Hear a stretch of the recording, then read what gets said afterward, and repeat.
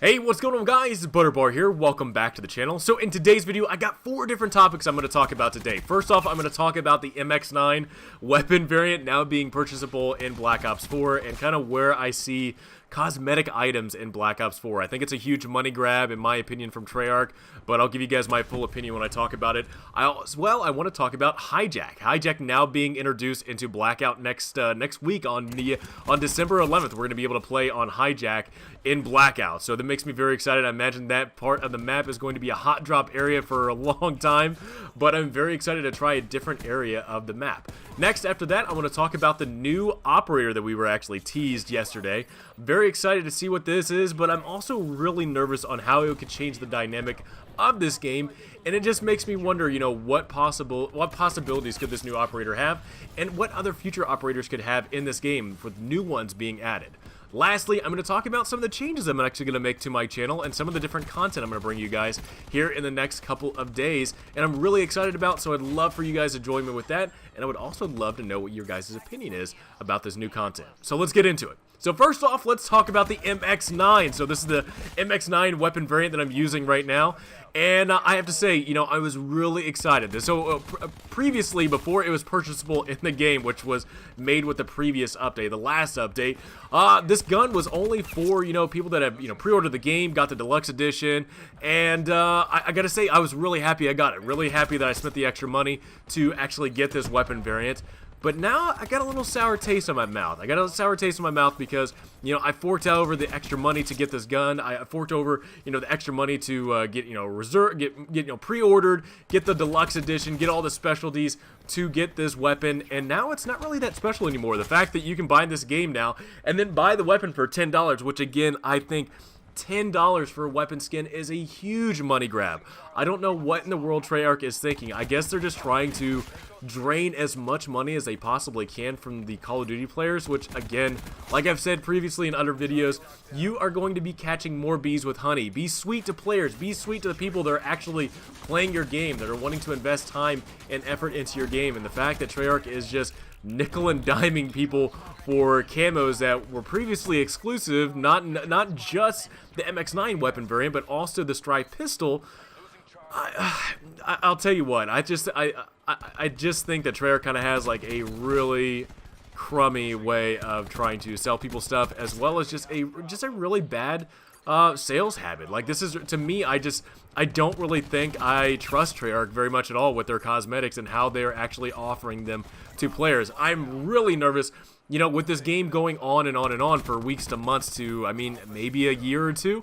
What is Treyarch going to be doing with other cosmetics? Right now, it's still, all the cosmetics that are in this game are really worthless right now just because of the way that they are designed. They are pretty much the same costumes with different colors, different shapes, and different patterns, but there's really nothing new to these cosmetics. I mean, hell, you go into Fortnite, which Fortnite right now has a new season coming up, and it's all different types of unique outfits. They don't have the sticker stuff or the stupid calling cards that we have in game that are just completely useless to players, but they have a lot of unique items in this game, in Fortnite, where you can actually dress your character up in really cool outfits, and they also change over time with how much you play as that character. So to me, I see Fortnite and I go, man, that is a company, Epic Games, that is doing cosmetics right.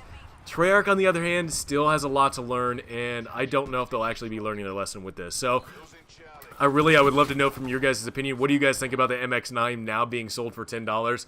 I think it's kind of goofy. In my opinion, it's really goofy for that be a exclusive weapon to people that had pre-ordered the game and got the deluxe editions and whatnot, and now to be sold for $10, which again is an overpriced camo for a weapon. And to me, I just think it's really shady, and I don't know where Treyarch goes from here. I think it's pretty much just all downhill from this point on. So next up, let's talk about Hijack. So now Hijack, it was rumored for a couple of weeks, and last week it was like, you know, speculation that, hey, no, this is definitely a map that is coming to Blackout, and sure enough it is. So yes, a couple of days ago, we did get a confirmation that we are getting Hijacked to Blackout. Now this is very exciting because this is the first new addition to the Blackout map And I have to say, as somebody that's actually finally just getting into Blackout, I'm really excited. I'm really excited to see some new changes to the map. I'm really excited to find a new location in the map where I can actually go and try my best to get to first place. But to me, I think it's just really cool. I think this is a really hot zone area for the first couple of weeks of this thing until the map gets changed again.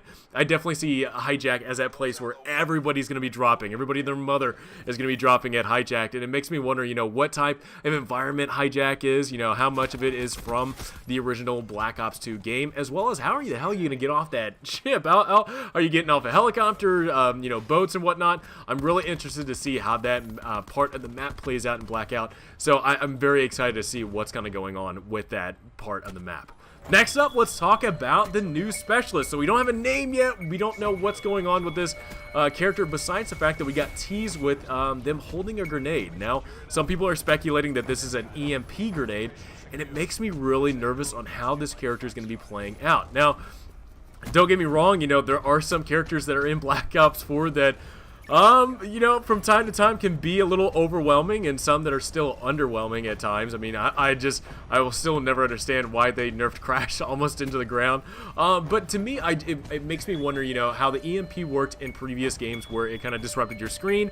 It would actually take out some kill streaks. It makes me wonder how this specialist is going to play out in the game, because in my opinion, if this is going to be an EMP grenade, kill streaks are already easy as hell to take out. So again, if you're going to add this EMP grenade, is it going to be taking out kill streaks? Are kill streaks going to be buffed?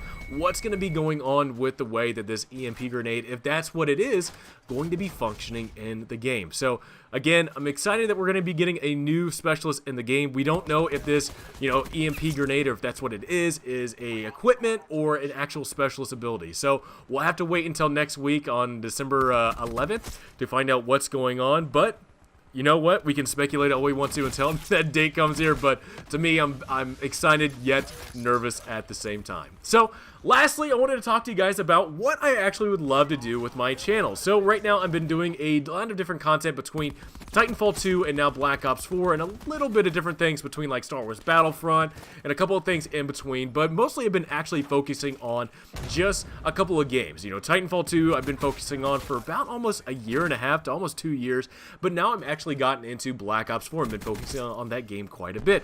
But the one thing that I've really been wanting to do is actually cover a lot more games. You know, there's a lot of games that are going to be coming out here in the next couple of weeks, almost a couple of months. And January for me is a very busy month, just because two games that are really coming out that I had a lot of fun with as a little kid, and I'm excited that one is being semi-remastered. It's being released, which is Onimusha Warlords, and if you guys have never heard of that game before, I completely understand. It was kind of like an early 2000s game on the PlayStation 2, but it's pretty much like zombie. It's like Resident Evil with like samurai swords and like in Japan and that type of that timeline. So to me, oh my god, I just cannot describe to you guys how much fun Onimusha was. If you guys have ever played that game before, I would love to know in the comments below, because Onimusha was just one of those games, kind of like Dino Crisis. Dino Crisis was a really fun game for me when I was a kid. Onimusha was the same way. It was a really fun, you know, adventure, and just being a huge Resident Evil fan, it was really easy to kind of fall in love and have a lot of fun playing Onimusha Warlords. But the other game that's going to be coming out that in January that I want to cover on my channel is Resident Evil 2. So if you guys were not old enough to play Resident Evil 2 back in the 90s, it was a lot of fun, and it scared the hell out of me as a kid. So it's really exciting to see the you know, a remaked, it's not really much remastered, it's a remade version of Resident Evil 2, and I'm really excited to cover that on my channel, just because I'm a huge fan of Resident Evil. I really have loved you know, the scary games, not the more action adventure games, but I've been definitely loving to get into Resident Evil games, and I'm really excited to play Resident Evil 2, and I'm really excited to cover it on my channel. So if you guys have never heard of Resident Evil, or you never played Resident Evil 2 back in the 90s, I cannot wait to cover it on my channel, because man, it is going to be, January for me is just going to be an exciting time to be a gamer and to have a lot of fun with old games that I grew up with and playing them now, and just thinking, man, just of the memories that I had. So I'm going to be covering all different types of videos on my channel. So I will be coming back to Black Ops 4, you know, with, you know, every couple of days I'm going to be giving you guys some new content for Black Ops 4, because I want to give you guys content. I want to give you guys some really good stuff for Black Ops 4, because yet, even though sometimes this game can be really frustrating, I still find it fun at times, especially when playing with friends, and I've really been getting into Blackout quite a bit. So I hope you guys enjoyed this video. If you guys did, please drop me a like. Let me know down in the comments below what you guys would love to see from my different content, as well as let me know what you guys are thinking about the weapon variants in this game. Again, I think it's a really shady way that Treyarch is doing cosmetics in the game, but hopefully as players we will have a little bit of changes that we can actually implement in this game, and hopefully Treyarch at some point in time while this game's lifetime is out, you know, hopefully we will be able to make some changes with cosmetics, and hopefully we'll make it for the best. So guys, hope you enjoyed this video. Have a great rest of the day, and I will see you guys all next time.